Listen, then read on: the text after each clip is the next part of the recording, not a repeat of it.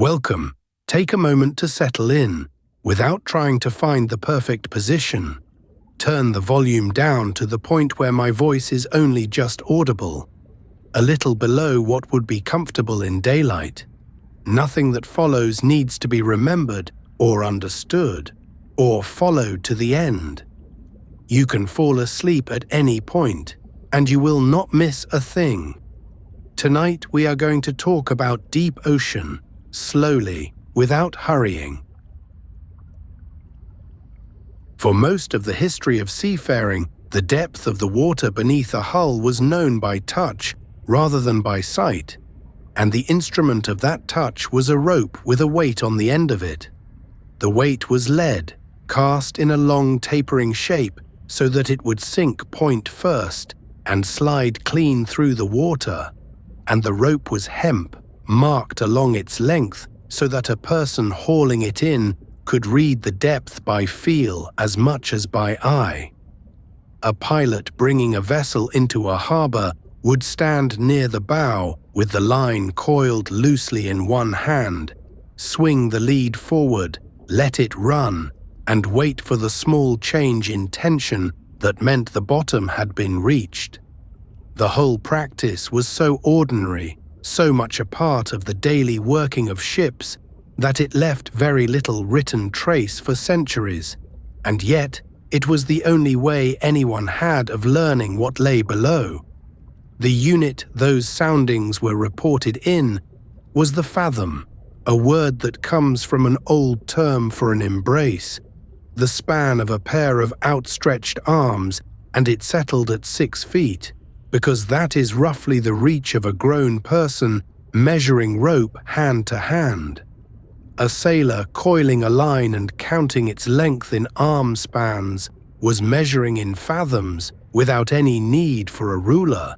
and the same gesture that stowed the rope also quantified it. This is worth pausing over, because it explains something about the character of early depth measurement. It was not an abstract exercise carried out with instruments of glass and brass, but a bodily one, a matter of arms and hands and the accumulated judgment of people who had felt thousands of lines run out through their fingers. The lead itself was usually hollowed at the base, and into that hollow the leadsman pressed a lump of tallow, so that when the weight struck bottom, it came up with a small sample stuck to the grease. Sand, grey mud, broken shell, fine gravel, a smear of clay. Each of these told the pilot something about where the ship was, because the character of the ground off a familiar coast was itself a kind of landmark,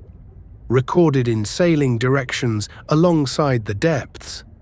A vessel groping through fog toward an estuary could establish its position from the combination of soundings and the material brought up on the tallow, and old pilot books are full of such notes describing the bottom off one headland as fine white sand, and off another as soft black ooze with fragments of shell. The markings on a lead line followed conventions that varied between navies and trades, but shared a common logic, which was that they had to be readable in darkness and in cold by fingers alone. Strips of leather were seized into the rope at the shallower marks, one strip at 2 fathoms and 2 at 3, and pieces of cloth of different textures at greater intervals. White calico at one depth, red bunting at another, a length of blue serge further down, and a piece of leather with a hole punched in it at 10.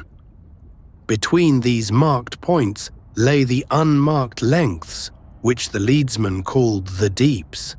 and the whole practice of calling out depth had its own formal phrasing, so that a reading taken exactly at a marker was announced by the mark, and an estimated reading between markers was announced as a deep. On the American rivers, where steamboats worked shifting channels of sand, the same calls rang out constantly from the bow, and one of them, the call for 2 fathoms, gave Samuel Clemens the pen name he wrote under for the rest of his life. All of this worked in shallow water and worked well, and for a very long time there was little reason to attempt anything else, since a ship well offshore had no practical need to know whether the water beneath it was 500 fathoms deep or 5,000. Sounding was a coastal skill, an approach skill, a thing done when land was near. Beyond the shelf, the line simply did not reach, and the sea was described in the accounts of the period as unfathomable, a word that then carried its literal meaning. There are old reports of attempts to reach bottom in the open ocean with hundreds of fathoms of line and no result, and the conclusion drawn from them was not a number, but an absence, the plain statement that no bottom was found with the line available. The difficulty was not simply that ships did not carry enough rope. It was that hemp line lowered into deep water begins to fight the person lowering it, because the rope has weight of its own, and after a few hundred fathoms that weight becomes comparable to the weight of the lead, and then greater. A long line hanging in the sea also catches the water moving past it, and currents at different depths pull it into a curve so that its length no longer corresponds to any vertical distance. Worst of all for the purpose, the line goes on running out after the weight has landed, dragged down and sideways by its own mass and by the drift of the ship,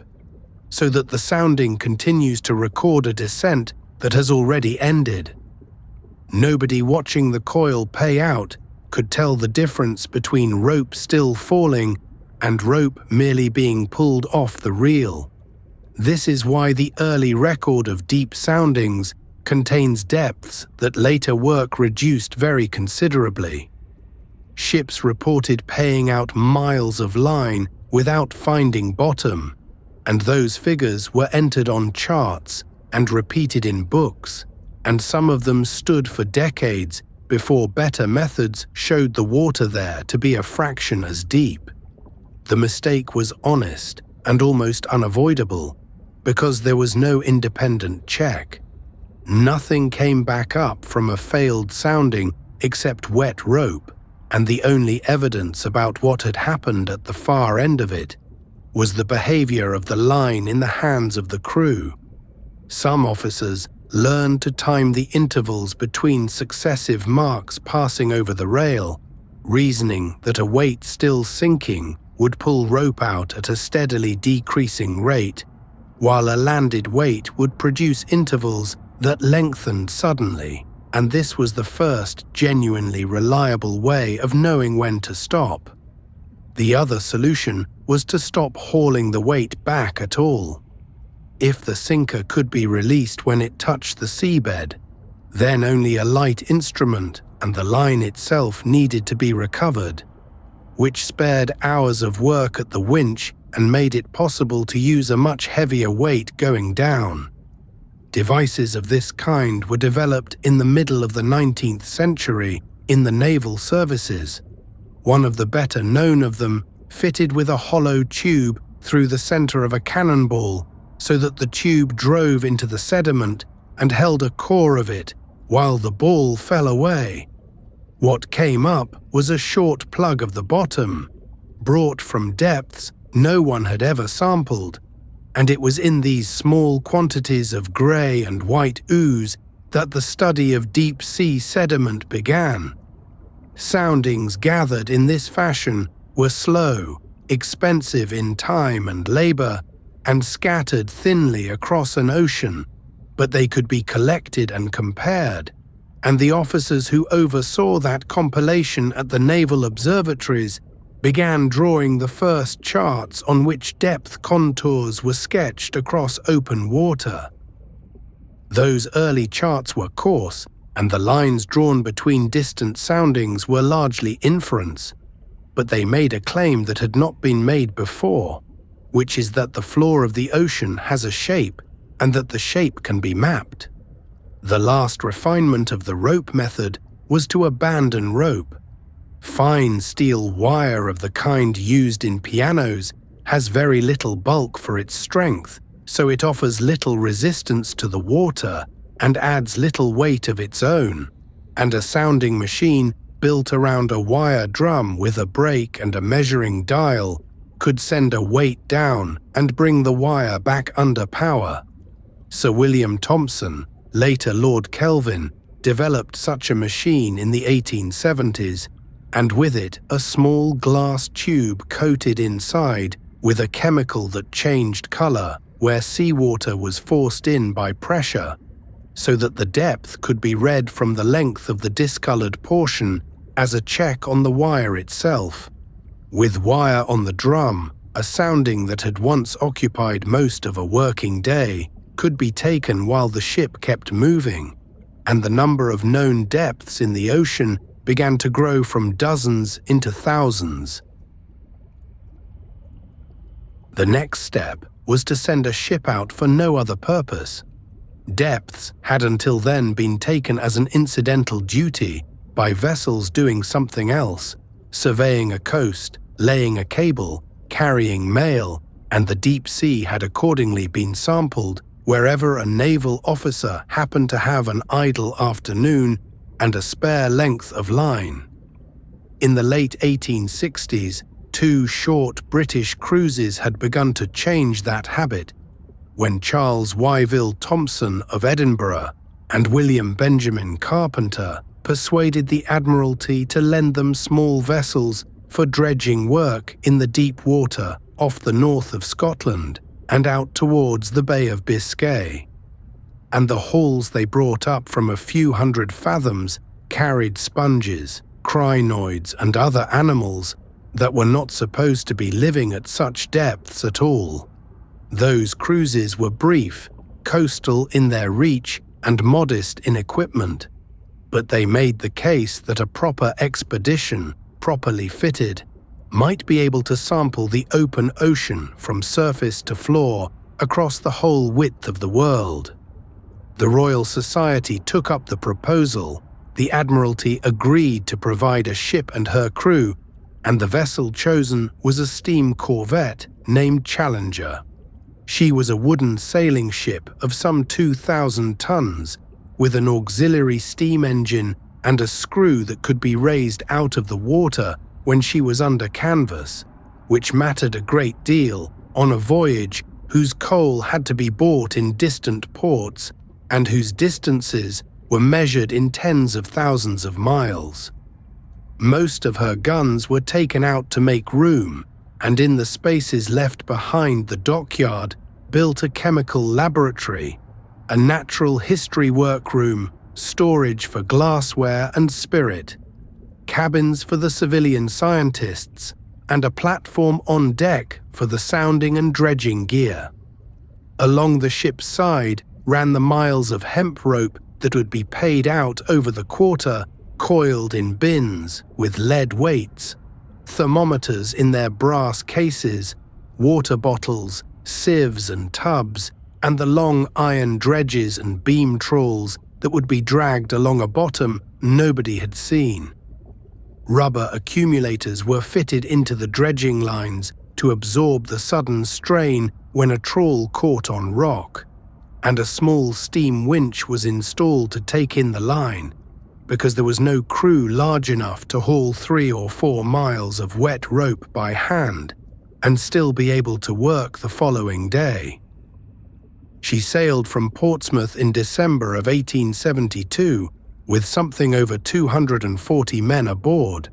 under Captain George Nares, and with the civilian scientific staff led by Wyville Thomson. The staff was small, 6 men in all at the outset, and among them were the chemist John Young Buchanan, the naturalists Henry Nottage Moseley and Rudolph von Willemoes-Suhm, the artist John James Wilde, and a young Canadian-born naturalist named John Murray, whose part in the story would prove longer than anyone's. Nares was recalled partway through the voyage to command an Arctic expedition and was replaced by Frank Tull Thompson. and Vilmos soon died at sea in the Pacific, so the company that returned was not the company that had left, which was true of most long naval voyages of the period and expected by everyone who signed on. The unit of work was the station. The ship would heave to, and the routine would begin with a weighted rod let down on a marked line to bring back both a depth and a plug of the bottom in a small tube. Then a series of thermometers sent down at intervals to record temperature at chosen levels. Then bottles to collect water for later analysis, and then, if the weather and the bottom allowed, the dredge or the trawl. A single deep station could occupy most of the daylight hours, and the paying out and hauling in of several miles of rope in a swell, with men at the winch and men on the line and the ship's officers watching the strain, was heavy and often disappointing labor, since the dredge could come up empty, or bent, or not come up at all. Over 3.5 years, the expedition established 362 of these official stations, took something on the order of 490 deep soundings, made well over 100 dredgings and a comparable number of trawls in open water, and recorded serial temperatures at hundreds of positions across every ocean but the Arctic. What came up on deck was tipped into sieves and tubs and picked over by hand, sometimes for hours, in the light and in lamplight, and the animals were sorted, sketched, labeled and put into spirit in jars that filled the storage below until the ship was, in effect, a floating museum in the process of assembling itself. There were glass sponges with skeletons of silica, sea cucumbers, stalked crinoids of a kind previously known mostly as fossils, brittle stars, isopods, deep-sea fishes with large eyes or no useful eyes at all, and enormous quantities of small crustaceans and mollusks whose descriptions would occupy specialists for the rest of their careers. The eventual count of species new to science that came out of those jars ran to several thousand, and much of the naming was done not aboard, but years afterwards, in Edinburgh and in laboratories across Europe, by men who had never seen open ocean. The mud mattered as much as the animals. Murray, in particular, gave his attention to the sediments coming up in the sounding tubes and in the dredge bags, and he found that the deep floor was not covered by any single material, but by a set of distinct deposits that changed with depth and latitude in a way that could be described and mapped. There were pale calcareous oozes built from the shells of minute floating organisms, thinning and vanishing below a certain depth, where the shells dissolved before reaching bottom. There were siliceous oozes of radiolarians in the tropical Pacific and of diatoms in the cold southern water, and there was a fine red clay in the deepest basins, containing very little that had ever been alive, along with wind-blown dust, volcanic fragments and small blackened lumps rich in manganese and iron that lay loose on the surface of the sediment.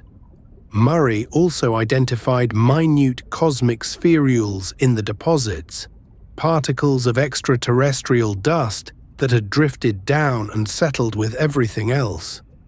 The water samples went home in sealed bottles and were analysed in Glasgow by the chemist William Dittmar, whose results settled a question that had been open for a long time. Whatever the total saltiness of a sample, and it varied from place to place with evaporation and rainfall and the melting of ice, the proportions of the major dissolved salts to one another were very nearly the same everywhere, which meant the ocean was mixed on a scale and over a span of time sufficient to even out its chemistry.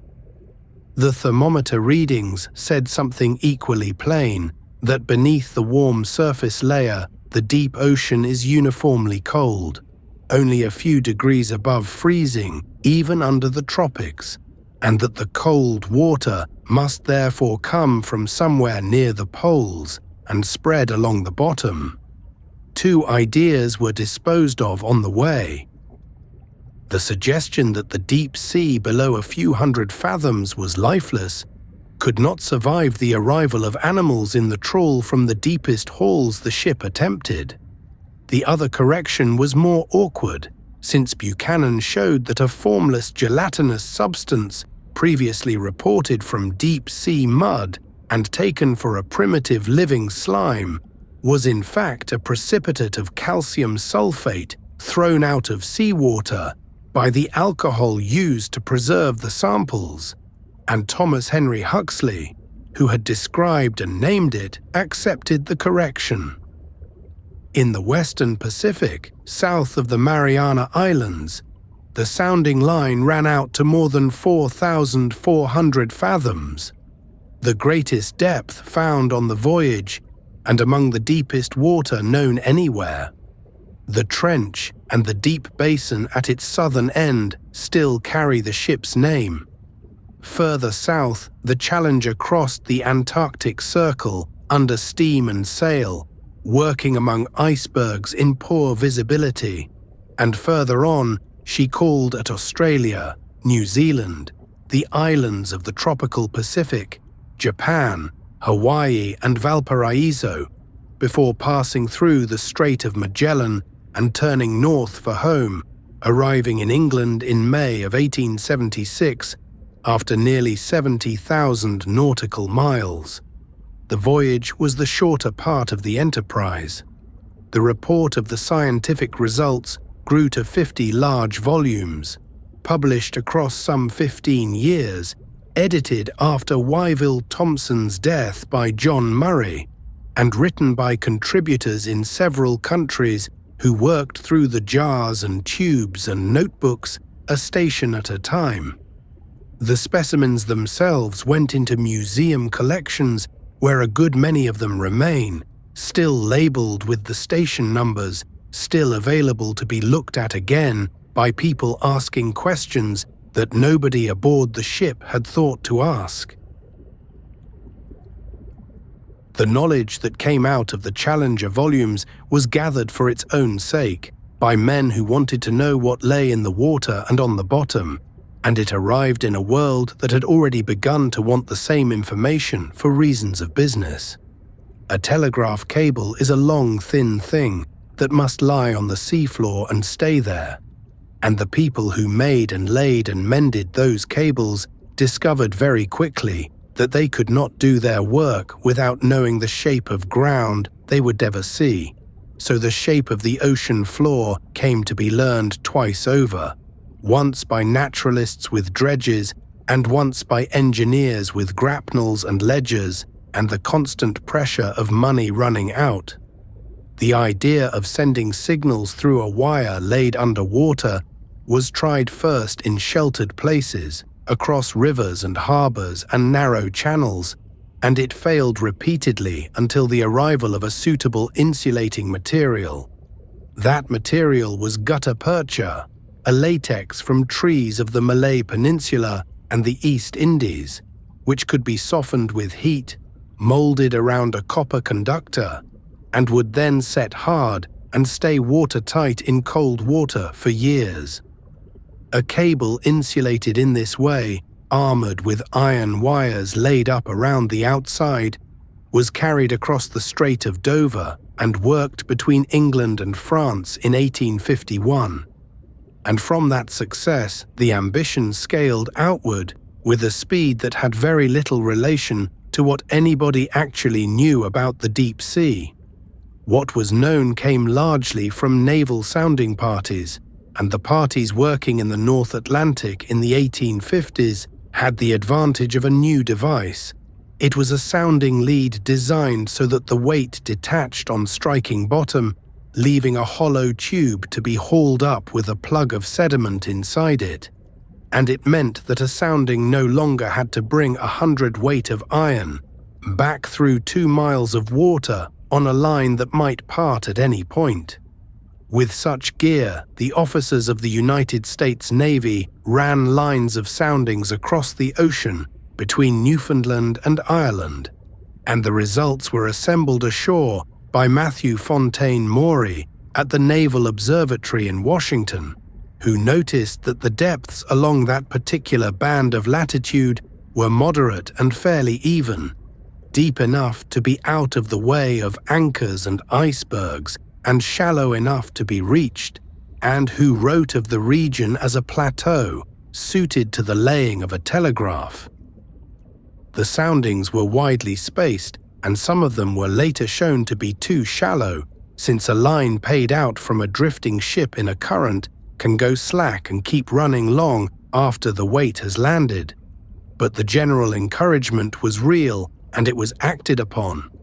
The first attempt at an Atlantic cable in 1857 ended with the cable parting a few hundred miles out and sinking into water more than 2 miles deep, where it could not be recovered.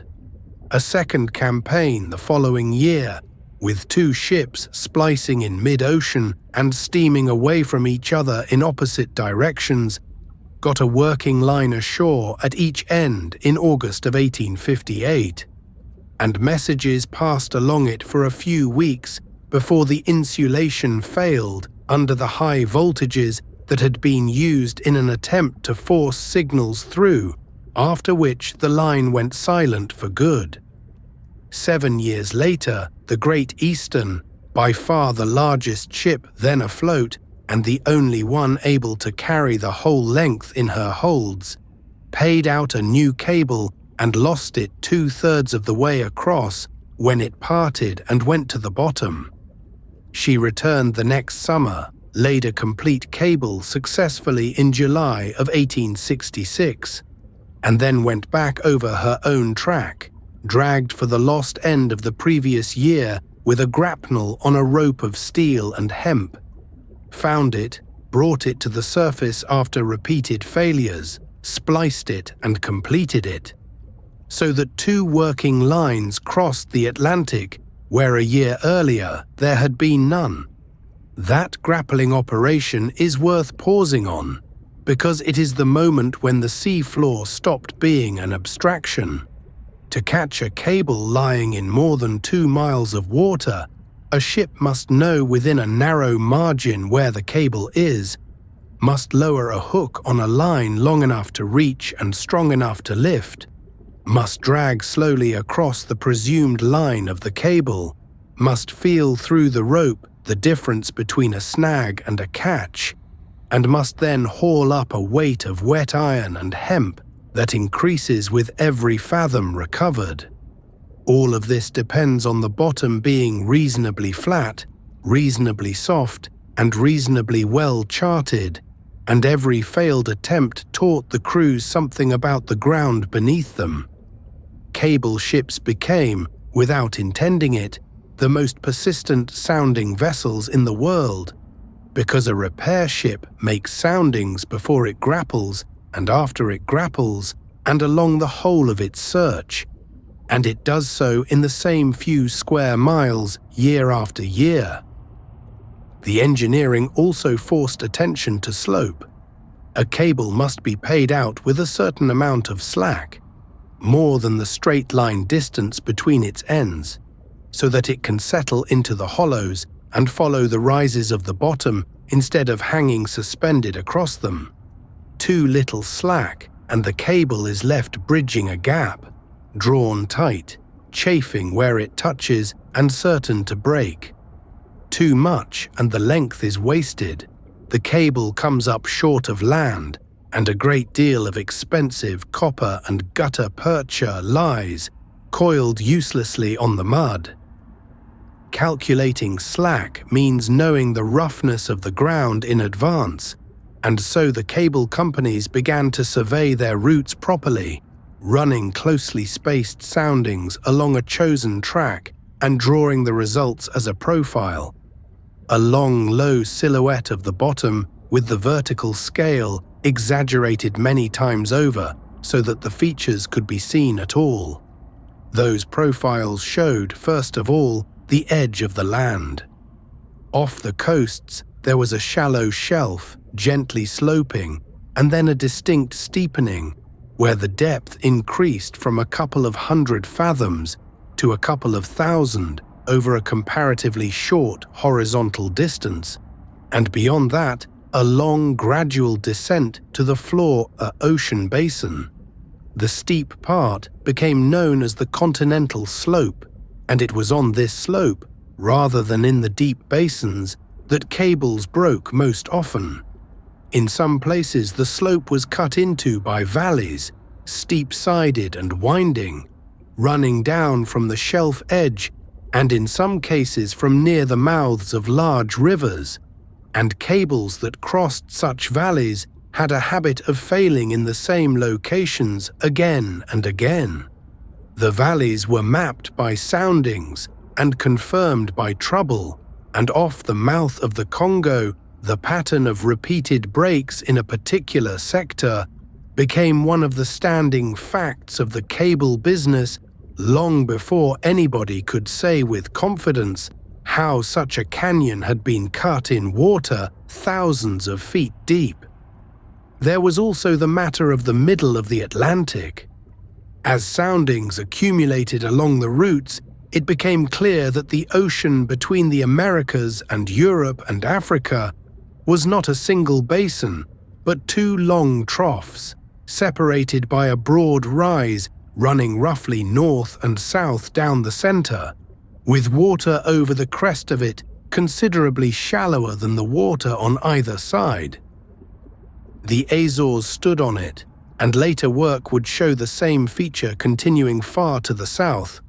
but for the cable engineers, it was simply a matter of a route that climbed for hundreds of miles and then descended again. The cables gave something to the naturalists too. When a length of cable was recovered from deep water in the Mediterranean and brought aboard, the men who examined it found small animals living on the armor, attached and growing at depths where a good many authorities had held that nothing could live at all. It was an accidental sample taken by a piece of industrial hardware from a place no dredge had reached, and it entered the argument about the habitability of the deep sea on the side of life some years before the Challenger sailed. The wire had one unavoidable defect, which was that it could only report on a single point at a time, and it needed hours to do so, while the ship above lay stopped and drifting, and the officers watched the drum turn. A different approach had been available in principle for a long while, resting on the simple fact that water carries sound extremely well, better and faster than air does, at something close to 1,500 meters each second, which is more than 4 times the speed of sound in the atmosphere above the surface. Sailors had known for centuries that a bell struck underwater could be heard at a distance, and that noises traveled through a hull in ways that were sometimes useful and sometimes merely confusing. But turning that general knowledge into a measurement of depth required a way of timing an echo with enough accuracy to matter. The speed itself had been measured early. On a Swiss lake in the 1820s, a physicist and a mathematician working together lowered a bell into the water from one boat and listened for it from another several kilometers away through a tube pushed below the surface, striking a light at the same moment the hammer fell so that the observer could time the interval between the flash and the sound. Their figure, around 1,435 meters per second in cold, fresh water, was close enough to the true value that it stood for decades, and it established the essential point that sound in water moves fast, that it moves at a rate one can know, and that an interval of time could therefore be converted into a distance. The push toward practical instruments came, as often happens, out of a disaster and a war. After the loss of a liner to an iceberg in 1912, several inventors in Europe and North America turned their attention to acoustic ranging as a means of detecting hazards in fog and darkness, and patents for depth finding by echo were filed in Germany and elsewhere in the years immediately following. Trials from a vessel working off the Grand Banks in 1914 produced echoes from an iceberg at a distance of some miles, and also, incidentally, a clear return from the seabed below the keel. The submarine campaigns of the following years accelerated everything, since navies now had urgent reasons to develop transducers, hydrophones and amplifiers, and much of the equipment that would later map the ocean floor was designed first to listen for propellers. The principle of the finished instrument was uncomplicated. A transmitter mounted in the ship's bottom produced a short, sharp pulse, a click or a ping, or in the earliest versions, the sound of a small explosive charge or a hammer striking a diaphragm, and a receiver a little distance away picked up the echo when it returned from the seabed. Since the sound had traveled down and back, the depth was half the product of the travel time and the speed of sound in the water column, and all that remained was to measure the interval. In the first years, this was done by ear, an operator wearing headphones and watching a disc spin with a lamp flashing at the instant of transmission, judging the position of the returning click against a scale, which was crude but took seconds rather than hours, and could be repeated as often as the ship's routine allowed while the vessel steamed ahead at full speed. An American destroyer crossing the Atlantic in 1922 carried one of these early sonic depth finders and took soundings continuously along its track, gathering in a single passage more depth measurements than the whole 19th century had wrung out of that ocean with rope and wire. The Germans followed with a dedicated expedition, sending a survey ship into the South Atlantic between 1925 and 1927 to run a series of long zigzag lines from the coast of Africa to the coast of South America and back. Tens of thousands of soundings in all. What came back from that work was not a scatter of isolated depths, but the shape of a basin. Broad, flat floors, steep continental margins, and along the middle of the ocean, a wide, rugged rise, far more broken and irregular than the smooth swelling that the cable soundings had suggested, with peaks and deep clefts arranged along its length. The instrument that changed the practice most was the recording echo sounder, which replaced the listening operator with a stylus drawing on a strip of paper pulled steadily past it. Each pulse marked the paper at the moment the echo arrived, and because the paper advanced at a constant rate while the ship moved forward at a known speed, the accumulated marks joined into a continuous line, a drawn profile of the seabed beneath the track. This was a genuinely new kind of object. Depth had previously been a column of figures in a logbook, to be plotted afterwards by hand with wide gaps between the entries, whereas now the seabed appeared as a topographic silhouette that could be examined while the ship was still over it, with hills, valleys, terraces and scarps visible in their proper order.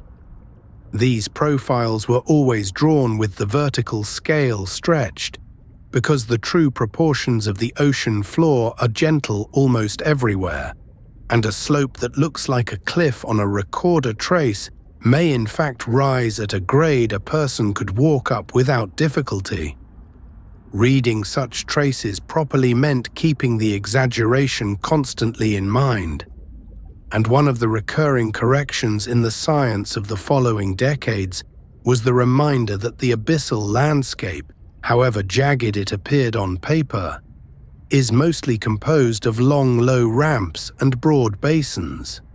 There were other errors to manage as well. The speed of sound in seawater varies with temperature, salinity, and pressure. So the same travel time meant slightly different depths in polar water and in the tropics, and hydrographic offices eventually published tables of corrections arranged by region and depth so that soundings from different ships could be brought into agreement.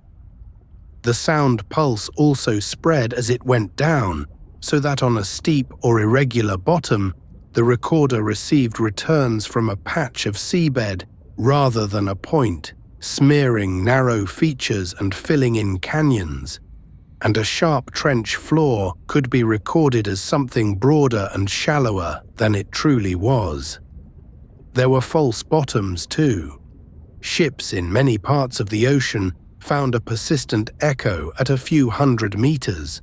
well above the real floor, which rose toward the surface at dusk and sank again at dawn, and which for a time was a nuisance to be identified and set aside before the true depth could be read. It later turned out to be an enormous population of animals in the mid-water, and that discovery belongs to its own part of the story. The years of war after 1939 put echo sounders on a great many hulls and set them running as a matter of course. And afterwards the accumulated records, together with those made by research vessels crossing on their own business, began to be gathered and compared. Instruments improved as well, and the introduction in the 1950s of precision recorders, with more stable timing and finer traces, made it possible to see small features in deep water that earlier machines had blurred away. What existed by then was an archive of thousands of profiles, each an accurate slice through the seabed along one narrow line, distributed across the oceans in a pattern determined largely by shipping routes and expedition schedules, dense in some places and almost absent in others. Turning that into a map required a method of drawing what lay between the lines. At a laboratory on the Hudson River in New York State, a geologist and draftswoman worked through the Atlantic profiles together over many years, she plotting each trace to a common scale and comparing them side by side, he collecting new records at sea. Contour maps were the conventional product, but contours implied a knowledge of the ground between tracks that the data did not support, and there were also restrictions in that period on publishing detailed bathymetric contours of the deep ocean. What they produced instead was a physiographic diagram, a sketch of the seabed as it might look drawn in oblique relief from above, with landforms shown in the manner used for terrestrial mountain ranges and plains, honest about being an interpretation while conveying the character of the terrain far better than a table of numbers. The first of these diagrams, covering the North Atlantic, appeared in the late 1950s, and it showed a continuous mountainous belt running down the ocean's center with a distinct notch along its crest, flanked by rough foothills that gave way outward to the smooth abyssal plains, and then to the sediment aprons at the foot of the continents. The work extended ocean by ocean over the following 2 decades, and by the late 1970s, a painted map of the whole world floor had been assembled from the same profiles and the same conventions. It was, in the strict sense, a drawing rather than a survey, an inference stretched between tracks of sound, and it remains the image through which most people first understood that the bottom of the sea has a shape at all. The notch that ran along the crest of the Atlantic Mountains turned out to be the most consequential detail on the whole diagram. On profile after profile, the highest ground in mid-ocean was not a single summit, but a pair of ridges with a trough between them, a valley a kilometer or two below the flanking peaks and tens of kilometers across. Its walls stepped rather than smooth. A single such trough could have been a local accident of volcanic building, but it appeared in crossing after crossing at every latitude where a ship had recorded a good trace, and it followed the curve of the ridge as faithfully as the ridge followed the curve of the coastlines on either side. Calling it a rift valley was an interpretation borrowed from land, from the long fault-bounded troughs of East Africa, and the borrowing implied that the floor of the ocean was being pulled apart along a line. Support for that reading arrived from a discipline that had never lowered anything into the sea. Seismologists recording distant earthquakes had known since the early decades of the 20th century that a belt of shallow shocks ran down the middle of the Atlantic. And as station networks improved and epicenter locations tightened, the belt narrowed into a thin band. Plotting the earthquakes on the same base as the soundings showed that the band lay in the Rift Valley itself, within a few tens of kilometers of the notch, and that the earthquakes there were all shallow, none of them originating deep inside the earth. The rift was therefore active, not a fossil landform, and the tracing could be continued where no ship had crossed, because the earthquakes marked the line even in unsurveyed water. Followed in that way, the belt did not stop at the southern end of the Atlantic. It rounded the tip of Africa, ran up into the Indian Ocean, branched near the Gulf of Aden, with one arm reaching toward the Red Sea and the African Rift Valleys, and the other continuing southeast beneath the Indian Ocean, then passed south of Australia and turned north through the eastern Pacific. Expeditions of the late 1950s and the early 1960s, including the long international program of research cruises in the Indian Ocean, confirmed with soundings what the earthquakes had suggested, that the ridge was one connected system tens of thousands of kilometers long,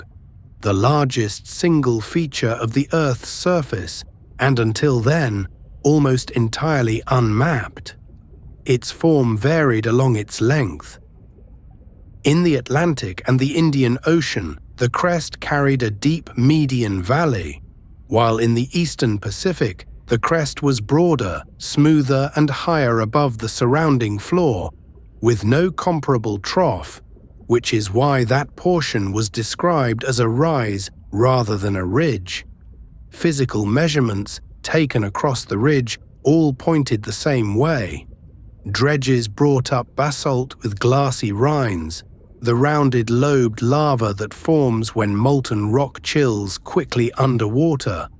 and the rock was often almost bare of sediment, whereas the same instruments on the flanks and the abyssal plains came back with thick soft ooze. Heat flowing out of the seabed, measured with probes pushed into the mud, was high near the axis and settled to ordinary values farther away. Seismic refraction shooting showed that the crust beneath the ridge was thin and lacked the granitic layer found under continents. In Iceland, where the ridge rises above sea level, the same structures could be walked across, fissures gaping open in fresh lava fields, faults stepping down into a valley, the whole arrangement matching the profiles drawn from echo soundings out at sea. The explanation offered in the early 1960s was that new ocean floor was being made at the ridge crest and carried away on both sides. Mantle rock rising slowly beneath the axis would melt as it decompressed. The melt would erupt and freeze as basalt, and each successive injection would split the previous crust and push the halves outward so that the floor grew like a pair of conveyor belts moving in opposite directions from a common line.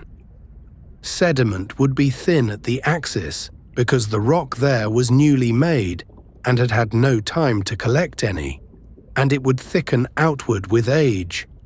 Old floor would have to be destroyed somewhere to make room, and the deep trenches with their inclined belts of earthquakes were the obvious candidates. The idea accounted for a great deal at once, but it was a proposal rather than a demonstration, and it needed a test that could be applied to the rock itself. That test came from magnetism. When basalt cools through a temperature of a few hundred degrees, the grains of iron oxide within it become permanently magnetized in the direction of the surrounding magnetic field. So a lava flow preserves a record of the field at the moment it solidified. Geologists studying lava sequences on land had noticed well before the war that some flows were magnetized in the direction opposite to the present field, and by the early 1960s, the accumulated evidence had convinced most workers that the Earth's magnetic field reverses its polarity from time to time, north and south exchanging places over intervals lasting from tens of thousands to a few million years. Radiometric dating of lavas allowed those intervals to be arranged in order and given ages, producing a polarity timescale for the past few million years that was, in effect, a barcode of the recent history of the field. Meanwhile, ships had begun towing magnetometers, instruments developed in wartime for detecting submarines. Behind them, as they ran their sounding lines, recording small departures of the local field from the smooth global average. A closely spaced survey off the west coast of North America in the 1950s produced a chart quite unlike anything expected. The anomalies formed long, narrow stripes, alternately stronger and weaker than average, running roughly parallel to each other for hundreds of kilometers. With sharp boundaries and with the whole striped pattern offset sideways by large distances along certain lines that crossed it. The pattern was published as a curiosity, obviously meaningful, without an accepted meaning. In 1963, a short paper set out the connection. If the floor is manufactured at the ridge axis and moves outward, and if the field reverses at intervals, then the rock leaving the axis during a period of normal polarity will be magnetized one way, and the rock formed during a reversed period the other way. And the result must be a series of parallel bands of alternating magnetization, symmetrical about the axis, with widths proportional to the durations of the polarity intervals. The stripes were not variations in the rock's composition, but in the direction it had been magnetized as it froze. The same reasoning had been reached independently and submitted for publication by a Canadian geophysicist, whose manuscript was turned down. So the hypothesis carried, in practice, the names of the two who published first. Confirmation accumulated over the following 3 years. A detailed magnetic survey of the ridge southwest of Iceland showed bands running parallel to the axis and mirrored across it. A single profile recorded in the Southern Ocean across the ridge between the Pacific and Antarctica proved so cleanly symmetrical that the record could be folded at its midpoint and the two halves would match, and its pattern of widths matched the dated polarity time scale. Reading the widths as distances traveled in known times gave spreading rates of a few centimeters a year, slower in the Atlantic and considerably faster in the eastern Pacific, which explained why the Pacific stripes were broad and the Atlantic stripes narrow. The offsets that cut the striped patterns were understood as faults of a particular kind, in which two ridge segments are joined by a strip of floor where the two sides slide past one another, and studies of the direction of first motion in earthquakes along those strips showed the sliding to be in the sense the model required. The final independent check came from drilling. A vessel built to take cores in deep water began, from the late 1960s, to sample sediment down to the basalt beneath, and the age of the lowest sediment increased steadily with distance from the ridge crest, in step with the ages predicted by the magnetic stripes. Nowhere was ocean floor found older than about 180 million years, a small fraction of the age of the oldest continental rocks. The floor of the sea, it followed, is continually renewed, made along a volcanic seam that runs through every ocean and consumed at the trenches, and the mountains drawn as a notched belt on those first physiographic diagrams are the place where it begins. Everything known about the deep sea until the 1930s had arrived at the surface already dead. Dredges brought up mud and broken animals, nets brought up fish with their eyes ruined and their bodies slack from decompression, and thermometers and water bottles brought up numbers. What none of it brought up was the site of the place, and by the end of the 1920s, a small number of people had begun to think seriously about the problem of putting a human eye below the reach of sunlight and getting it back again. The difficulty was not depth in the abstract, but pressure, which increases by roughly 1 atmosphere for every 10 meters of descent, so that at half a kilometer down, the water presses on every surface with something like 50 times the force it exerts at the beach. A cylinder resists that unevenly and tends to buckle at its flat ends, whereas a sphere distributes the load equally through its own curvature, which is why the vessel that the American naturalist William Beebe and the engineer Otis Barton settled on was a ball of cast steel with walls about 1.5 inches thick, a little under 1.5 meters across on the inside, weighing more than 2 tons in air. 2 men could just fit into it by folding themselves through a circular hatch that was then bolted shut with a heavy door and a set of nuts tightened by hammer. There were 3 openings for windows, of which 2 were fitted with blocks of fused quartz 3 inches thick, chosen because quartz transmits light more faithfully than glass, and because it could be ground to fit its steel seat with great precision. The 3rd opening was plugged with a steel stopper. Inside, the air was managed by chemistry rather than machinery. Oxygen bled from small cylinders at a measured rate. Trays of soda lime absorbed the carbon dioxide. The occupants exhaled. Calcium chloride took up the moisture, and the 2 men waved fans made from palm leaves to keep the air moving over the trays, since without circulation, the chemicals would only treat the layer of air directly touching them. A telephone wire and an electric cable, bound together in a single rubber hose, ran up to a barge on the surface, and a steel cable took the weight. Almost nothing about the arrangement was under the control of the people inside. They could not steer, they could not rise, and they could not choose the moment of their return, and if the winch had jammed or the cable parted, there was no provision at all for getting home. The dives were made off Nonsuch Island in Bermuda, in a stretch of water where the bottom falls away quickly not far from shore, through several seasons in the early 1930s. What Beebe reported first in careful detail was the behavior of light.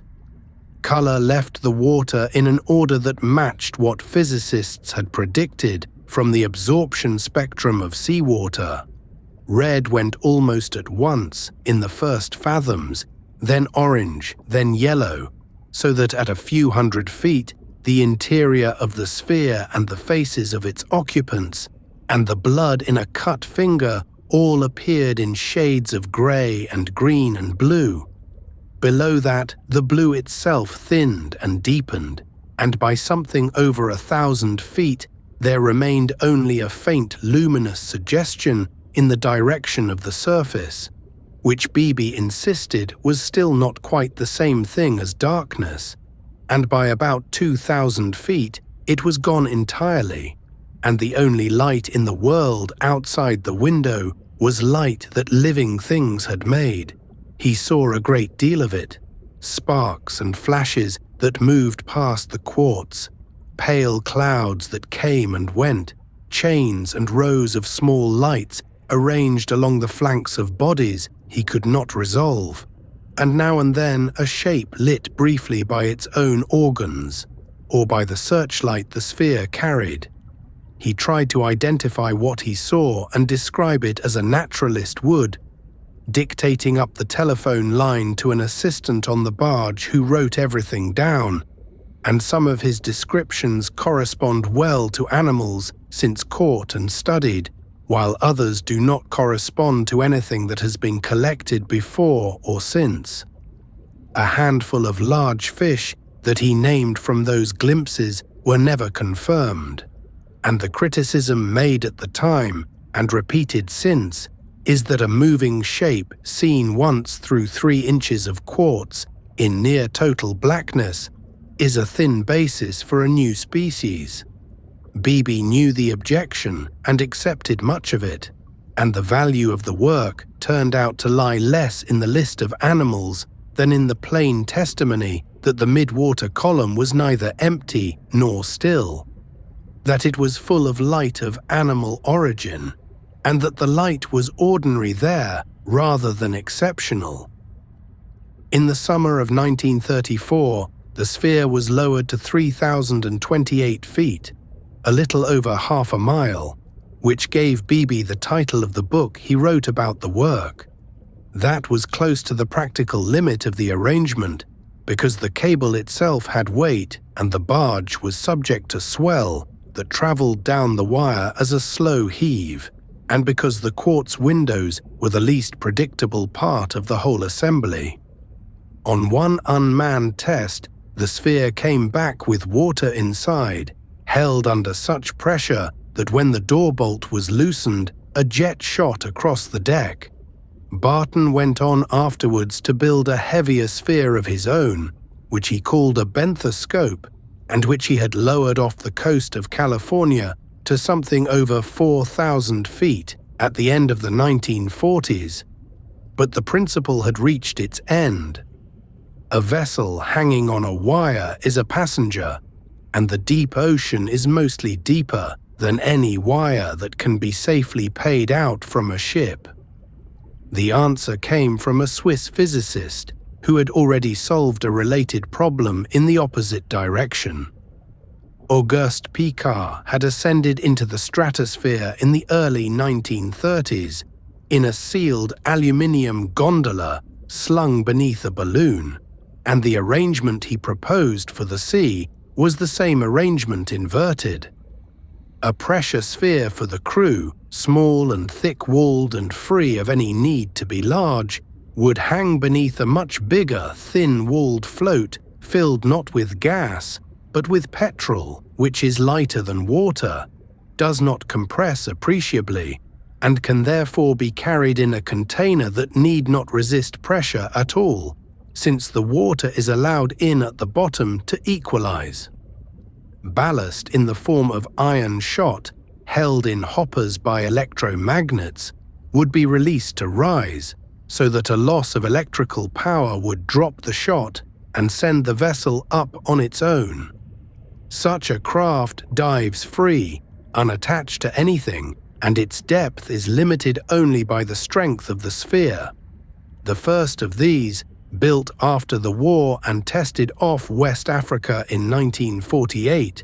went deep without a crew and had its float damaged by swell on recovery. Rebuilt and improved by the French Navy, it reached a little over 4,000 meters off Dakar in 1954.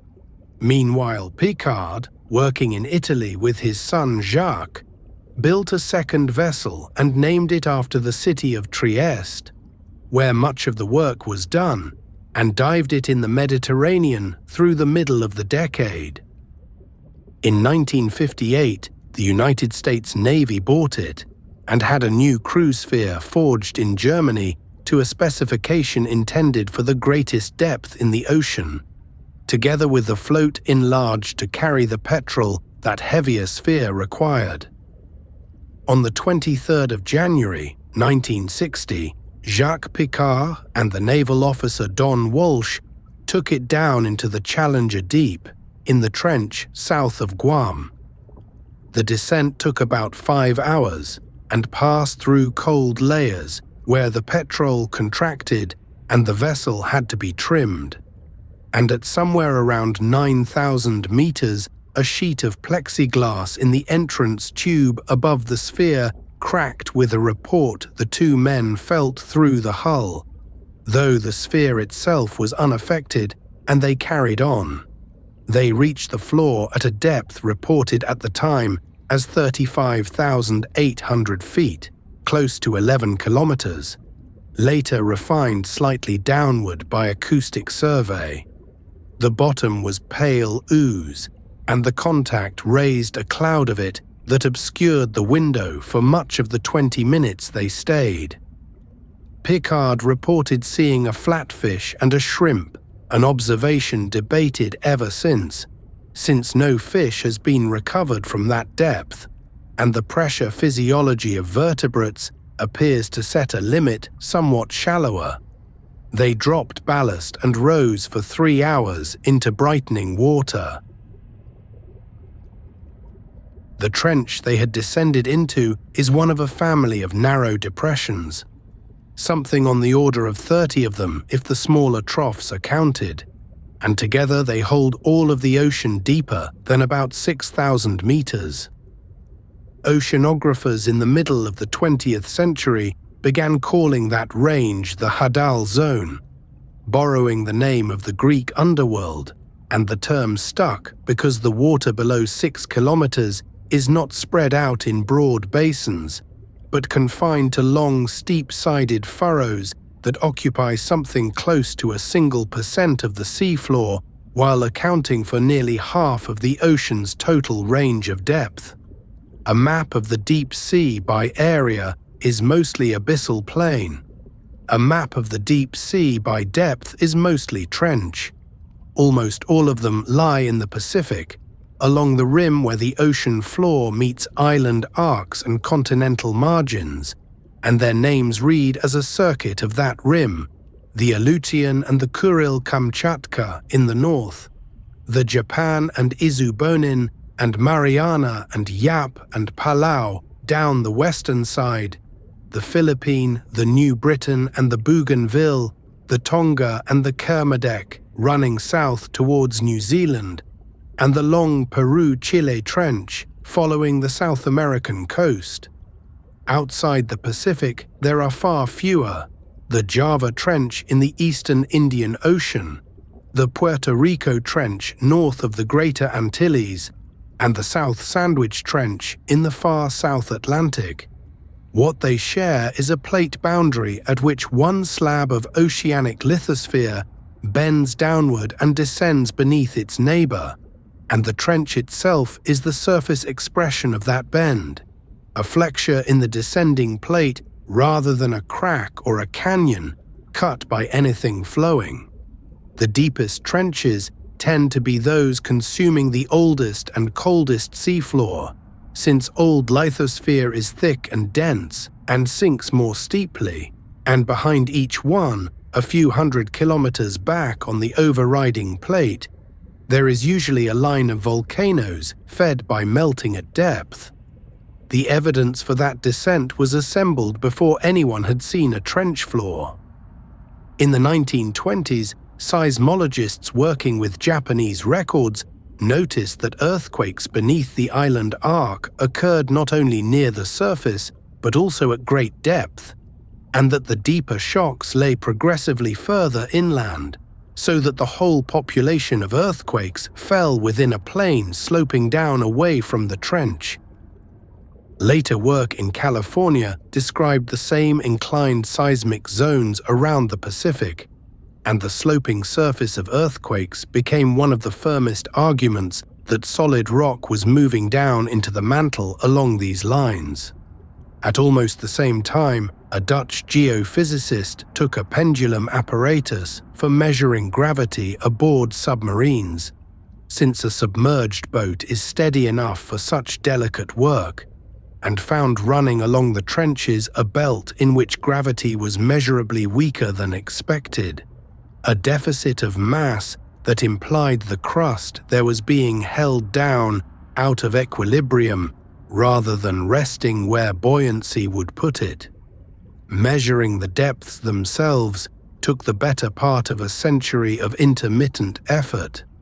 The Challenger expedition, sounding with hemp and lead southeast of the Mariana Islands in 1875, recorded more than 4,400 fathoms, something over 8,000 meters, which stood for a long time as the greatest known depth in the ocean. German survey vessels working in the Western Pacific before and after the First World War pushed the figures past 9,000 and then past 10,000 meters in the trench east of the Philippines, and the deeps they found carry the names of the ships that found them. In 1951, a British survey ship, the second vessel of the Royal Navy to bear the name Challenger, ran echo-sounding lines across the Mariana Trench and recorded 5,940 fathoms in a small pocket at its southern end, which is why that pocket is called the Challenger Deep. 6 or 7 years later, the Soviet research ship Vityaz reported a depth there of 11,034 meters, a number reproduced in atlases for decades before it was set aside as too deep, because early echo sounders converted travel time to distance using a single assumed speed of sound, and sound moves faster through cold, salty, highly compressed water than through the warm surface layer, so an uncorrected reading in a trench comes out too great.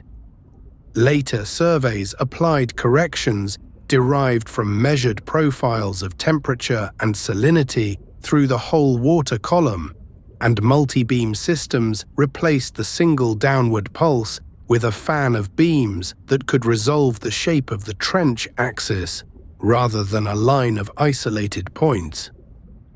Independent checks came from pressure sensors lowered to the bottom, since pressure increase with depth can be converted to distance if the density of the overlying water is known. The published values from different expeditions differ by a few tens of meters, which is a fair reflection of the difficulty, and they cluster a little below 11,000 meters. The next deepest points are known with similar approximation, a place in the Tonga Trench somewhat over 10,800 meters, another in the Philippine Trench near 10.5 kilometers, the Kermadec Trench close to 10,000, the Kuril-Kamchatka Trench in the high 9,000s, and outside the Pacific, the Puerto Rico and South Sandwich trenches in the low 8,000s. Biological sampling of Hadal depths began with wire and steel rather than with windows. The Danish Galathea expedition of the early 1950s trawled the Philippine Trench at about 10 kilometers and brought up living animals, sea anemones, sea cucumbers, bivalves, polycate worms and crustaceans, which settled a question that had been genuinely open: since some naturalists had supposed that pressure alone would forbid life below a certain depth. Soviet expeditions aboard Vityaz worked the Kuril-Kamchatka and other Western Pacific trenches through the following decades and built up collections large enough to describe the fauna as a whole, and the pattern that emerged was of trench communities dominated by a few groups: holothurians, amphipods, polychaetes and bivalves, with a high proportion of species not found elsewhere, each trench somewhat isolated from its neighbors by the shallower ground between them. Coras told a different part of the story. A trench is a trap, material sliding down the continental slope or the inner wall, and fine particles settling from the water above accumulate in the axis with nowhere further to go.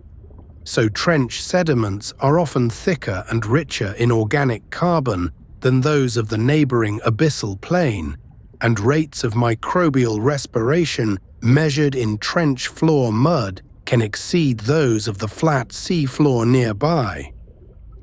Cores raised on many kilometers of wire show sequences in which quiet, slow deposition of clay alternates with abrupt coarse layers deposited in minutes or hours by sediment flows, and in trenches beside seismically active margins, these event layers can be matched, at least in general terms, to the record of large earthquakes, so that the mud in the deepest water preserves a chronology of the shaking of the land above. The instrument that changed the observing of trenches was the free-fall lander, a frame carrying ballast, flotation, batteries, a camera, bait, and an acoustic release, dropped over the side to sink on its own and to be recovered hours later when a coded sound signal makes it let go of its weights. Landers are cheap enough to lose and simple enough to deploy repeatedly, and campaigns in the Mariana, Kermadec, Japan and Peru-Chile trenches produced the first sustained footage of the Hadal floor. What arrives at the bait, almost everywhere and within minutes, is amphipods, small scavenging crustaceans, sometimes in the thousands, including species that reach a few centimeters in the deepest trenches, and one large form recorded in the Kermadec at close to 30 centimeters. Fish appear too, principally snailfish, soft-bodied and pale, which have been filmed and captured in the 7,000 and 8,000 meter range, and they thin out and cease somewhere above 8.5 kilometers. The most widely discussed explanation involves the small organic molecules that deep-sea fish accumulate to stabilize their proteins against pressure, which increase with depth and would reach a concentration incompatible with the fish's internal chemistry at about the depth where the fish are last seen. Below that limit, the floor is not empty. Remotely operated vehicles, among them a Japanese system that reached the Challenger Deep in the mid-1990s, and a later American hybrid vehicle, recovered sediment and animals from the deepest water and returned images of the bottom, and repeated crewed descents from around 2012 onward added hours of direct observation to Picard and Walsh's 20 minutes. The sediment holds foraminifera and the large agglutinated single-celled organisms called xenophyophores, which build fragile structures from grains of mud and are among the more common visible occupants of trench walls. It also holds traces of the world above, radiocarbon from atmospheric weapons testing in the tissues of trench amphipods, industrial organic compounds in their fat, and fragments of plastic on the floor of the deepest place anyone has been. Long before anyone descended to see it, there were reasons to suspect that hot water was moving through the crest of the mid-ocean ridge, and the reasons came from arithmetic rather than from observation. measurements of heat flowing out of the seafloor made by pushing slender probes into sediment and reading the temperature gradient,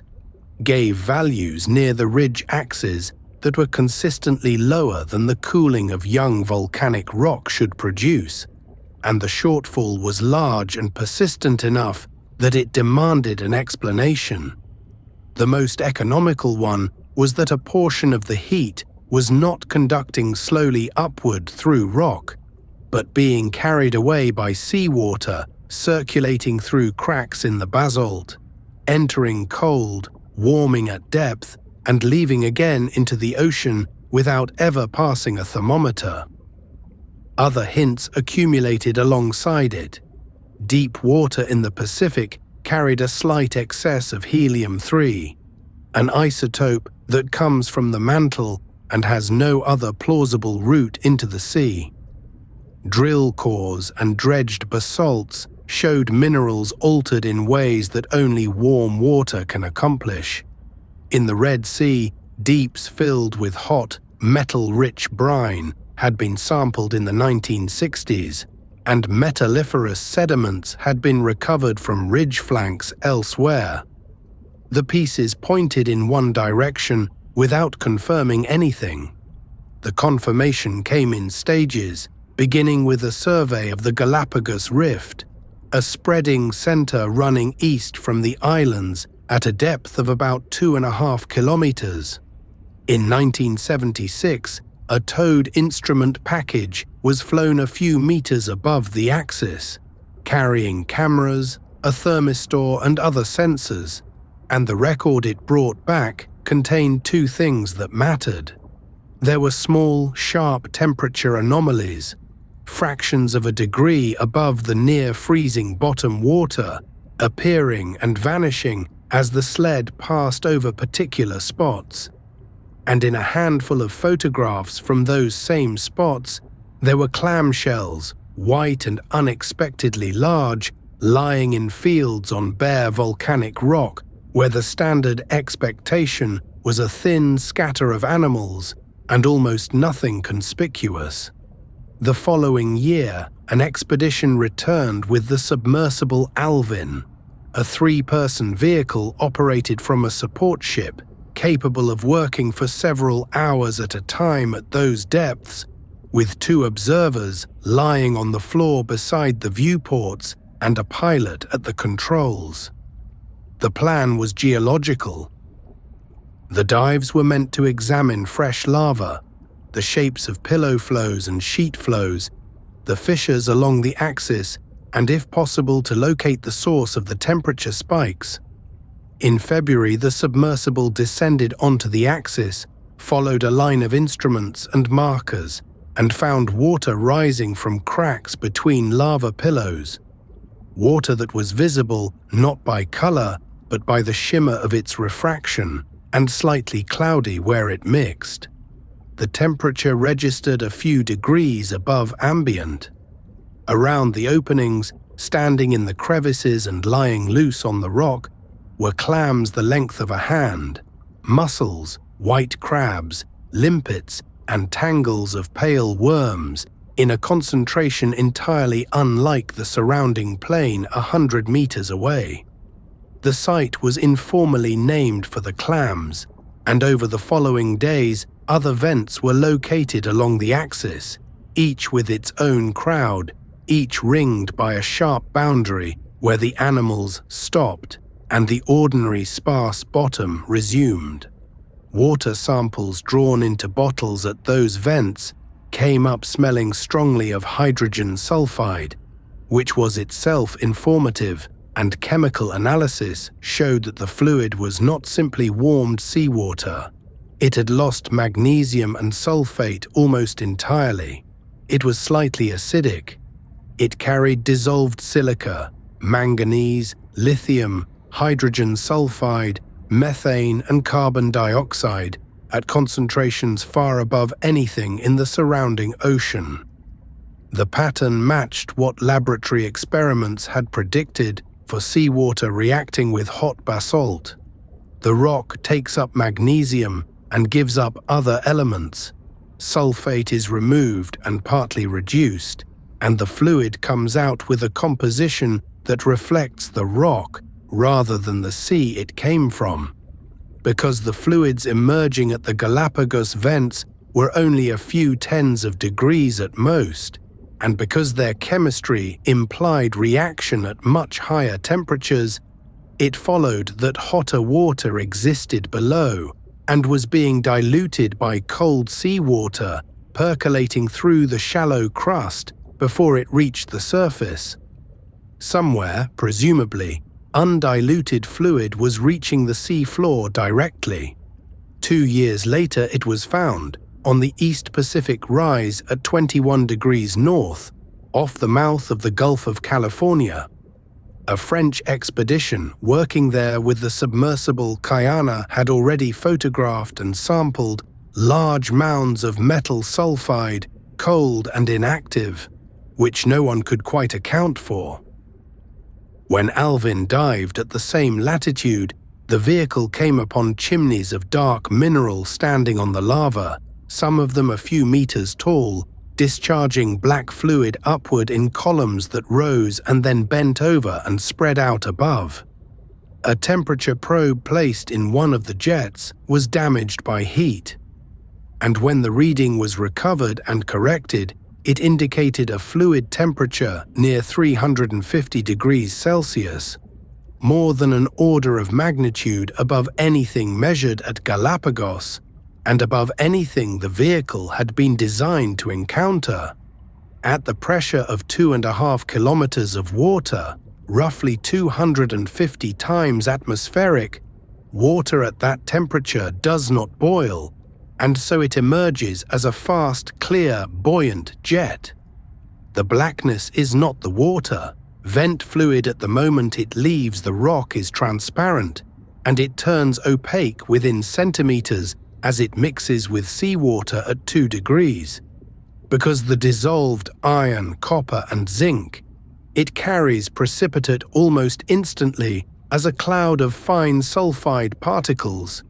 pyrrhotite and pyrite, and their relatives, so small that they scatter light and give the plume the look of smoke. The chimneys themselves are built from the same reaction. Where the hot fluid meets cold sulfate-rich seawater at the sea floor, calcium sulfate as the mineral anhydrite deposits along the contact and forms a rim, and the rim grows upward as a tube, and inside that tube the fluid is insulated from mixing, so that copper and iron sulfides,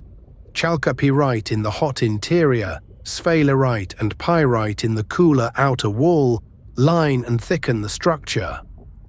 Chimneys grow quickly, tens of centimeters in a year in some measured cases, and they fall over and are rebuilt. And the collapsed debris accumulates into the mounds that the earlier expedition had photographed without knowing what they were. Cooler vents, where the fluid has already lost most of its metals underground, emit white or grey plumes made of barite, silica and anhydrite, and these were later called white smokers by analogy. Once the phenomenon was recognized, it was found repeatedly. Vent fields were located along the East Pacific Rise at other latitudes, on the Juan de Fuca and Gorda ridges off North America, in back arc basins in the Western Pacific, and in 1985 on the Mid-Atlantic Ridge, where the slower spreading rate produces fewer but longer-lived and larger sulfide accumulations, including a mound at the site known as TAG that has been drilled and dated and shows episodes of activity separated by long intervals of quiet. Each field had animals, and although the species differed from ocean to ocean, the pattern of dense clustering around a chemical source held everywhere. The consequences ran beyond biology. If seawater is circulating through the ridge crest in the volumes needed to account for the missing heat, then the ridges are a significant term in the chemical budget of the ocean. adding some elements and removing others at rates comparable to the input from rivers, and the composition of seawater cannot be explained by rivers and evaporation alone. Estimates of the total flux suggested that a volume of water equal to the whole ocean passes through the hot parts of the crust on a timescale of millions of years, slow by any human measure and rapid in the arithmetic of geology. The sulfide mounds also settled an old question on land, because massive copper deposits in ophiolites, slabs of ocean crust thrust up onto continents, had long resembled something formed on a sea floor without anyone being able to say how, and the chimneys on the East Pacific Rise looked very much like the same deposits in the act of being made. The animals themselves were the puzzle. A clam the size of a hand, a worm in a tube longer than an arm, thickets of them packed together on rock that had been bare lava a few years earlier in water 400 times deeper than a diver can reach, in a place where no sunlight arrives and no plants grow. In the ordinary accounting of the deep sea, all food falls from above, sinking as dead cells and fecal pellets and the occasional carcass, and the rate of that fall sets the sparse population of the abyssal floor. Vent communities contradicted the arithmetic. There was far too much flesh in one place for it to have been assembled by a rain of crumbs from the surface, and the flesh was concentrated precisely where warm mineral-laden water came out of the ground, which suggested that the water itself was the supply. The chemistry needed to make that work had been described on land nearly a century earlier. In the 1880s, work on sulfur bacteria and on the bacteria that oxidize ammonia showed that certain microorganisms could obtain energy from inorganic chemical reactions and use that energy to build their own organic matter out of carbon dioxide, without light and without eating anything. The process came to be called chemosynthesis, or more precisely, chemolithoautotrophy, meaning growth on rock chemistry. It had been studied in springs, in soils, and in laboratory cultures, and it was understood as a curiosity of microbial physiology, a side channel in the flow of energy through the biosphere. Nobody had proposed that an entire animal community, with predators and grazers and a standing biomass comparable to a shallow reef, could be built on top of it.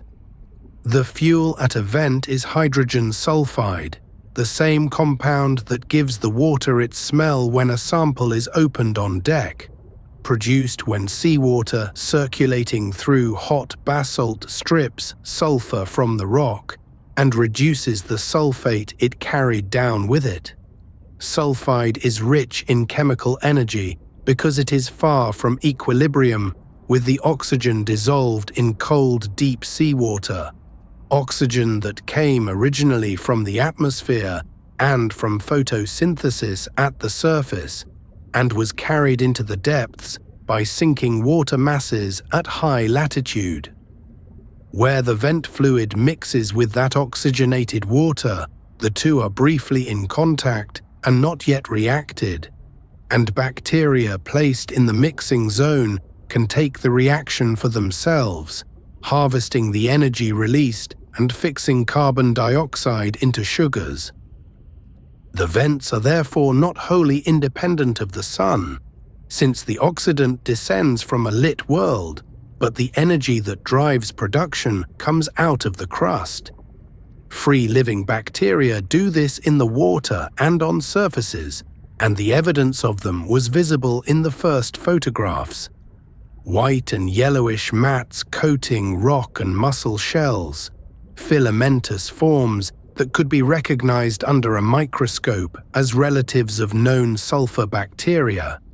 and a milky suspension of microbial cells in the shimmering water that gave the vent fluid its cloudiness. suspension-feeding animals could live by filtering that broth, and grazers could crop the mats, and a food web could be drawn in the ordinary way, with bacteria in the place usually occupied by algae. That accounted for some of what was there. It did not account for the tube worms, because when the first specimens were dissected, the anatomists found no mouth, no anus, and no gut at all. The worm, described as Riftia pachyptela, grows a white tube of chitin and protein anchored to basalt, and extends from its open end a plume of blood-red gill filaments that it withdraws when disturbed. Inside the body, occupying much of the trunk, is a spongy organ called the trophosome, and in 1981, the analysis of that tissue showed it to be packed with bacteria, hundreds of billions of cells in a gram, together with the enzymes of sulfide oxidation and of carbon fixation.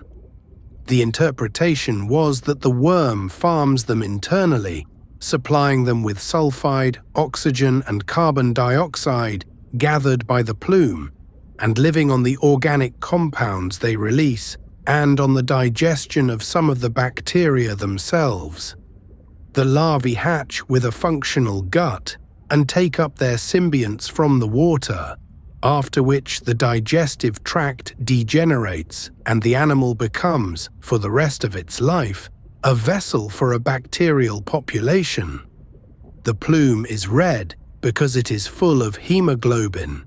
and the hemoglobin of these worms turned out to carry sulfide as well as oxygen at separate binding sites, which solves a problem that would otherwise be fatal. Hydrogen sulfide is a poison to animals, blocking the enzyme at the end of the respiratory chain, and any tissue that tried to transport it in solution would poison itself. Bound to a protein, it can be carried through the blood to the trophosome without ever being free in the cells, and delivered there to the bacteria that need it. The same difficulty is met in other ways by other vent animals, and the range of tolerances found among them, along with measurements of the steep gradients they inhabit, became a field of physiology in its own right.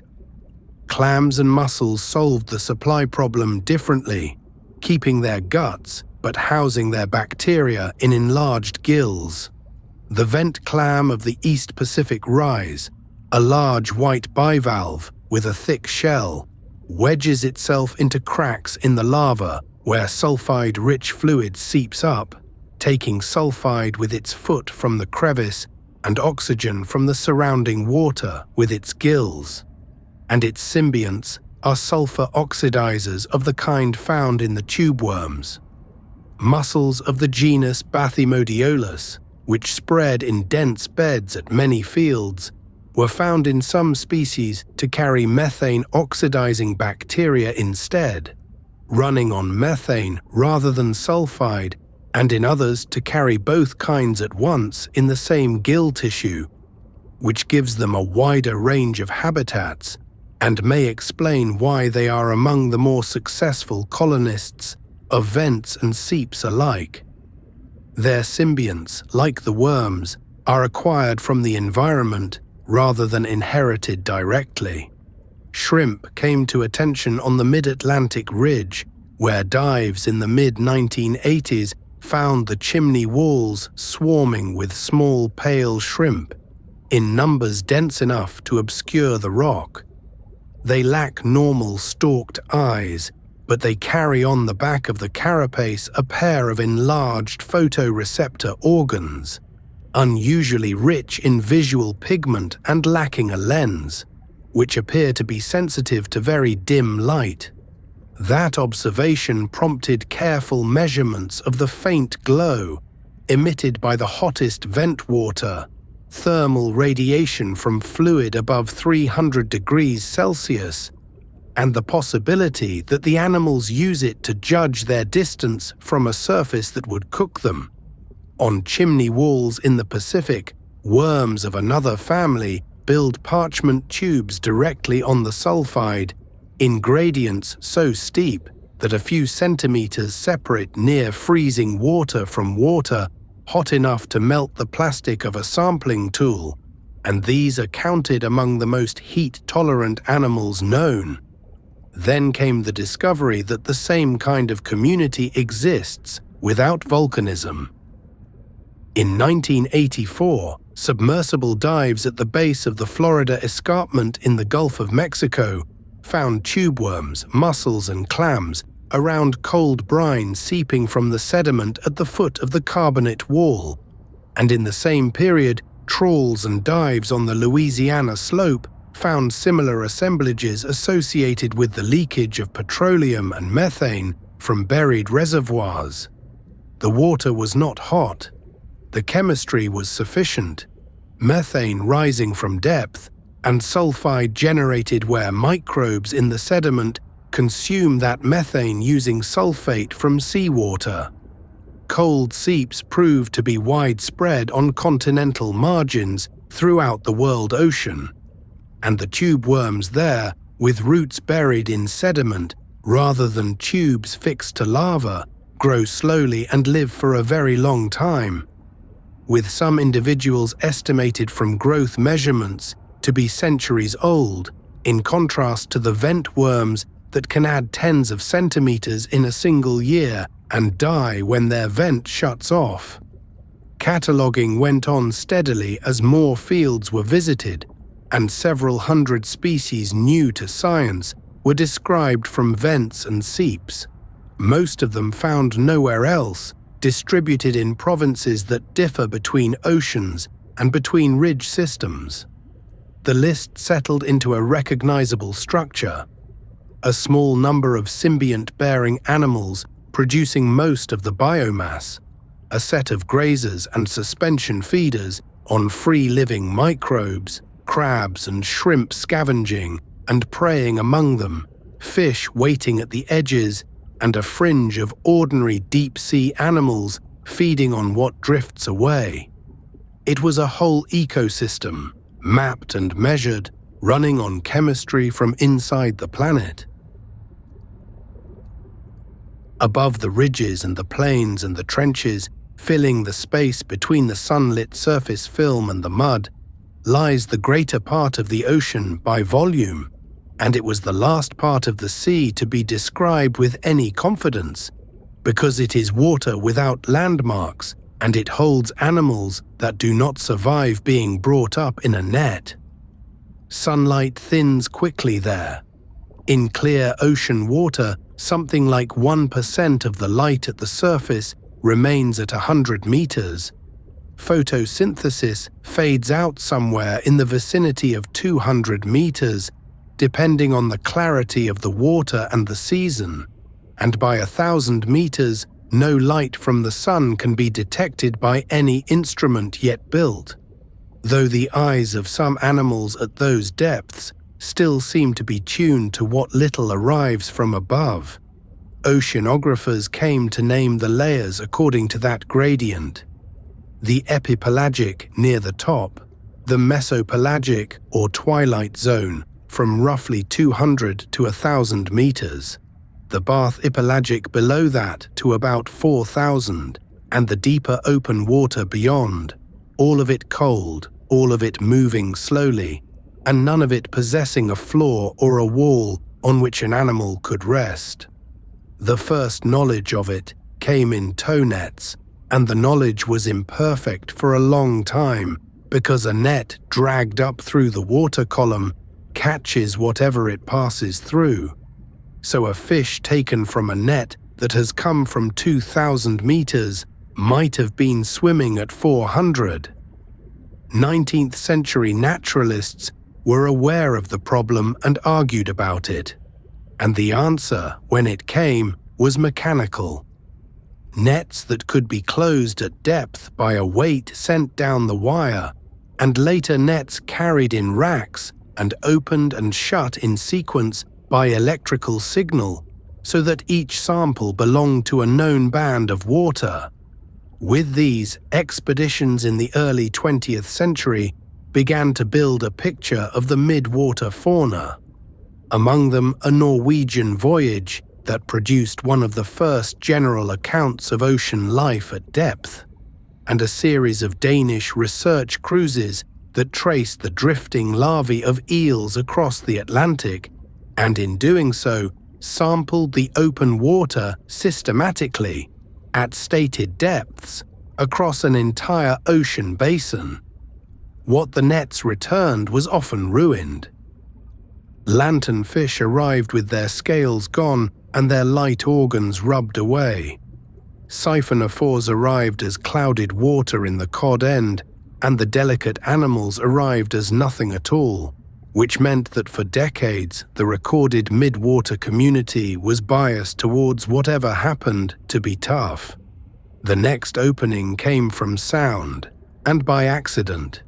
Ships fitted with echo sounders in the 1930s, and increasingly during the following decade, kept recording a bottom that was not the bottom, a broad returning echo at 200 or 300 meters over water, known to be thousands of meters deep.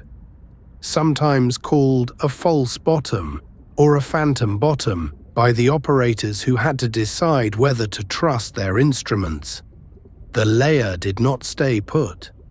It rose in the late afternoon and evening, thinned and spread near the surface through the night, and sank again around dawn, and it did this over wide areas of ocean with a regularity that could be plotted. Work at a Californian oceanographic laboratory in the middle of the 1940s established that the echo was biological. By sampling near the surface at night and finding there the shrimp and small fish that were absent by day, the feature entered the literature as the deep scattering layer, and it turned out to be a nearly worldwide property of the open ocean, present in every basin, usually as several layers at different depths rather than one. Understanding what produced the echo took longer, and it came from the physics of small bubbles. A gas-filled space in water reflects sound strongly, and it resonates at a frequency that depends on its size and on the pressure around it. So a swim bladder a centimeter across at 400 meters has its own acoustic signature. Many mesopelagic fishes, the lanternfish above all, carry gas-filled swim bladders, and certain siphonophores carry a small gas float at the top of the colony, and both were shown to be efficient scatterers at the frequencies used by ships. Later work with echo sounders, operating at several frequencies at once, allowed the layers to be partly sorted into fish, gas-bearing colonies, and dense aggregations of crustaceans, and allowed the strength of the echo to be turned, with a good deal of arithmetic and a good deal of uncertainty, into an estimate of how much animal flesh hangs in the twilight zone. Those estimates have been revised upward more than once as the methods improved, and as it became clear how many small fishes avoid an approaching trawl, and they remain among the less settled quantities in ocean science. The daily rise and fall behind the moving echo is now understood as one of the ordinary rhythms of the sea. As the light fails in the evening, animals that spent the day in the dim water a few hundred meters down swim upward, some of them traveling only tens of meters, others 400 or 500, a few more than that, feeding through the night in the richer water near the surface, and then descending again as the sky lightens. The queue appears to be light itself, with many animals behaving as though they were holding station at a preferred brightness, following a particular level of illumination up and down through the water, and observations during eclipses and across the phases of the moon support that reading, since the layer will begin to rise when the light drops for reasons other than sunset. The logic of the behavior, as far as it can be reconstructed, is a compromise between food and safety, since the food is concentrated near the top and the visual hunters are concentrated there too. So an animal that eats in the dark and spends the daylight hours in water where it cannot be seen buys its meal at the price of a long commute made twice a day, every day, for its whole life. That vertical traffic has a consequence for the chemistry of the whole ocean, which is that carbon fixed by plants at the surface is carried downward in the bodies of animals and released at depth in respiration, in fecal pellets that sink quickly, and in the corpses of migrators that die below. Alongside the slow settling of particles, the migration constitutes an active transport of material out of the surface layer into water that will not touch the atmosphere again for centuries, and much of the interest now directed at the twilight zone follows from that fact rather than from the animals themselves. The other property of the mid-water, and the one that most struck the early observers who went down in spheres and looked out, is that a great deal of it makes its own light. Surveys carried out from remotely operated vehicles off the coast of California, in which every animal encountered along a transect was recorded and tested, found that roughly 3/4 of the animals observed in the water column between the surface and 4,000 meters were capable of producing light, with the proportion holding surprisingly steady with depth. The chemistry is a family of reactions in which a small molecule, generically called a luciferin, is oxidized by an enzyme and gives off a photon, and one particular luciferin, coelenterazine, turns up in a remarkable range of unrelated animals, some of which appear to obtain it from their food. Certain fishes and squid do not make light at all, but keep dense cultures of luminous bacteria in pouches and organs plumbed with ducts and shutters. The light itself is nearly always blue or blue-green, in the band that travels furthest through clear seawater and that most deep-sea eyes are built to detect. Its uses, as they have been worked out species by species, are various and mostly practical. Many midwater fishes and squid carry rows of light organs along the belly and produce a glow matched in brightness to the faint daylight coming from above, which erases the silhouette they would otherwise present to a predator looking up. Lanternfishes carry patterns of photophores on the flanks and head that differ between species and between the sexes, which suggests recognition and courtship in water where two animals might otherwise never find each other. Some anglerfishes dangle a lure containing bacteria. Shrimp, squid, and some fishes eject luminous clouds or streams when attacked, leaving a glowing decoy while the animal itself retreats into the dark, and certain jellyfish, when disturbed, flash in spreading waves that may draw the attention of something larger to whatever is attacking them. A few dragonfishes emit far red light from organs beside the eye, invisible to most of their neighbors, and carry in their retinas a pigment that lets them see it, which amounts to a private wavelength in an otherwise blue world. Below the migrating layers, below the last of the animals that go up and come down again each night, the falling material continues on its way, and it is this slow descent that has built most of the floor of the world's oceans. What sinks is not one thing, but a mixture: the empty shells of single-celled plankton, the transparent houses discarded by small filter feeders, the fecal pellets of copepods, fragments of dead algae, dust blown off the continents, and all of it bound loosely together into flocks and aggregates by mucus and bacteria. Sediment traps, which are simply funnels moored at fixed depths with collecting cups beneath them that rotate on a timer, have been catching this material for decades, and they show that it arrives unevenly in pulses that follow the productivity of the surface far above, so that a bloom in spring may register on the deep floor weeks later as a thin green layer of soft aggregate lying on the mud. The general term that grew up for the material is marine snow, which describes its appearance in a submersible's lights well enough, drifting down through the beam at a speed that can be watched, sometimes tens of meters a day, sometimes 100 or more when the particles are large and dense. Most of what leaves the surface is eaten or dissolved before it gets far.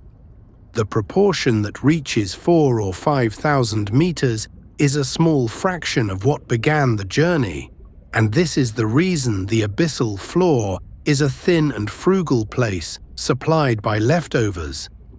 Yet the arithmetic of very long times means that even a frugal rain accumulates. In the open ocean, far from land, where the falling material is mostly the calcareous plates and shells of plankton, the sediment builds at a rate measured in centimeters per 1,000 years. Where the water above is unproductive and the nearest continent is thousands of kilometers away, the accumulation slows to a few millimeters in the same interval, and the resulting deposit is a fine reddish-brown clay made largely of wind-borne dust, volcanic ash, and the insoluble residues that nothing else has claimed. There is a depth below which calcium carbonate does not survive on the bottom at all. Cold water under high pressure and enriched in dissolved carbon dioxide by the respiration of everything living in it, dissolves carbonate shells, and the level at which the rate of dissolution matches the rate of supply is called the carbonate compensation depth. It varies from ocean to ocean and lies at a few thousand meters, generally in the range of 4,000 to 5,000, and its practical effect is that the pale, chalky oozes of the shallower ridges and plateaus give way as the floor deepens to clays and to the siliceous remains of diatoms and radiolarians, whose skeletons of opal persist where the carbonate ones do not. Cores raised from the deep floor therefore carry a record not only of what lived in the water above, but of where the compensation depth stood at the time, since a rise or fall of that boundary leaves its mark as a change in the color and composition of the mud. The flatness of the abyssal plains was one of the surprises that came out of continuous echo sounding,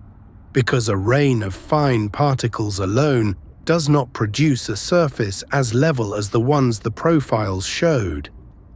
Over long stretches of the western North Atlantic, the recorders traced floors that fell away from the continental rise at gradients smaller than 1 part in 1,000, smoother than almost any landscape above water. The explanation, worked out through the middle of the 20th century from cores taken across these plains, is that the pelagic rain is periodically supplemented by material delivered sideways. Sediment that has piled up on the continental shelf and slope becomes unstable, sometimes with the help of an earthquake, and slides, mixing with water into a dense slurry that flows downhill along the bottom for hundreds of kilometers, following canyons and then spreading out across the plain, where it settles as a graded bed, coarse grains at the base and fine silt at the top. Cores from the plains show these turbidite beds stacked one upon another, separated by thin layers of ordinary pelagic clay representing the quiet intervals between events. And it is this repeated flooding and leveling that has smoothed the plains into their present form. Where deep trenches lie between the continent and the open floor, the slurries are intercepted and never reach the abyss, which is why the great extents of flat plain belong chiefly to the Atlantic and the Indian Ocean, rather than to the trench-rimmed Pacific. Resting on the surface of these plains, in some regions in such numbers that photographs show a cobbled pavement, are dark rounded lumps of iron and manganese oxides.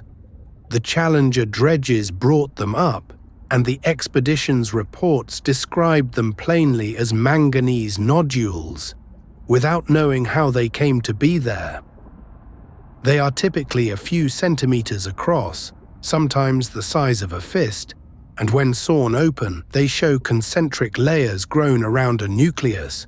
which might be a fragment of volcanic glass, a shark's tooth, a piece of older nodule, or the ear bone of a whale. The layers precipitate directly out of seawater and out of the water in the uppermost sediment, taking up manganese and iron along with smaller quantities of nickel, copper, cobalt, and other metals, and they grow at rates measured in millimeters per million years, which makes a large nodule older than most of the sediment immediately beneath it. That slowness poses a puzzle, since a body growing that gradually on a floor receiving even a few millimeters of clay per 1,000 years ought to be buried long before it reaches any size, and the usual explanation involves the occasional nudging and overturning of nodules by burrowing animals and bottom currents, which keeps their upper surfaces clear.